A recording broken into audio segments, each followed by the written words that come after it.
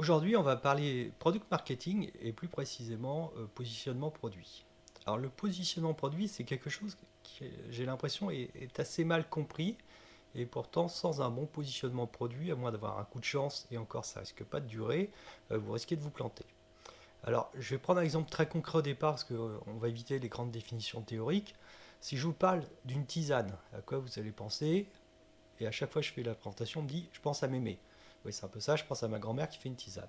Mais si je vous parle d'une détox scandinave, naturelle, bio, etc., comme le fait, oui, celle-là, c'est pas les DT, c'est de la tisane important. Mais là, d'un seul coup, on a un autre positionnement, on a un packaging plus sexy, on vous parle de détox, on vous parle de bio, etc. Donc là, vous commencez déjà à vous construire une histoire. Ça, c'est ce que dit Seth Godin dans tous les marketeurs racontent des histoires. Je me positionne, je prends une position et en plus, je commence à vous raconter une histoire et vous allez continuer à faire avancer cette histoire en pensant que grâce à cette détox, vous allez vous sentir mieux, votre vie sera meilleure, etc., etc. Donc bah, ça, c'est un choix de positionnement produit. Parce que tout le monde peut faire de la tisane. Mais qu'est-ce qui va vous différencier? Bah là, il y a un élément différenciant. À l'opposé, si je prends la vénérable maison Mariage Frère qui existe depuis 1854, là, c'est. Alors, qu'est-ce que c'est? C'est les meilleurs crus dans la grande tradition.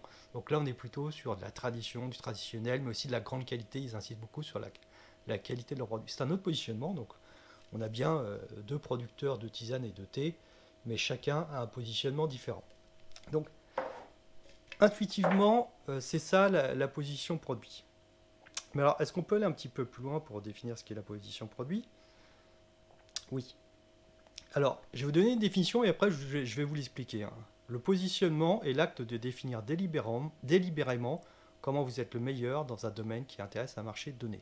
Donc déjà, définir délibérément comment vous êtes le meilleur, c'est un choix. Lorsque vous faites de la tisane, vous pouvez choisir de jouer sur la tradition, de jouer sur l'aspect détox, de jouer sur l'aspect nouveauté, etc. Donc c'est vraiment un choix et c'est ce choix de se positionner à un endroit où cette proposition de valeur va apporter une grande valeur, va faire écho à un marché donné. Je vais vous donner un exemple concret. Si je veux créer une boîte qui fait des emails, bon bah bonne chance pour arriver à vous sortir.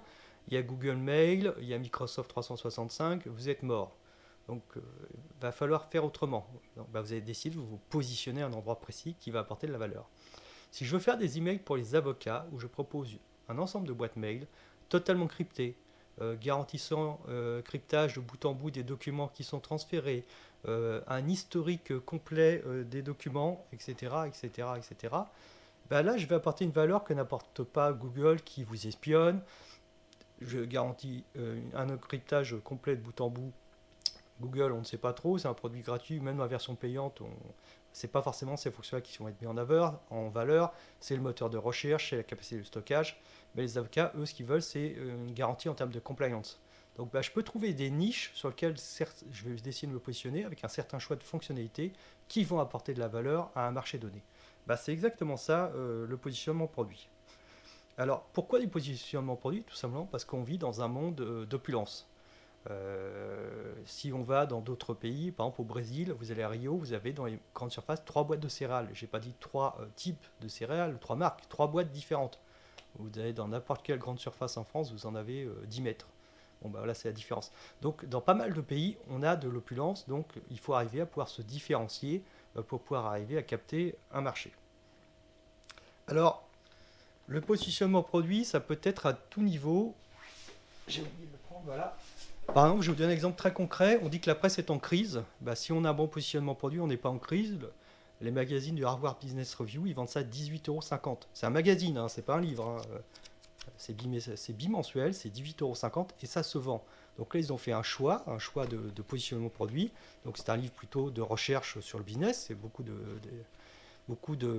comment dire, d'articles qui sont sortis des chercheurs de Harvard, très orientés business. Ils ont fait un choix, ils ont décidé de le vendre cher et ça fonctionne. S'ils allaient sortir un magazine télé ou un magazine People, déjà les places sont prises, ils n'auraient pas pu le vendre cher, donc c'est un choix de positionnement produit.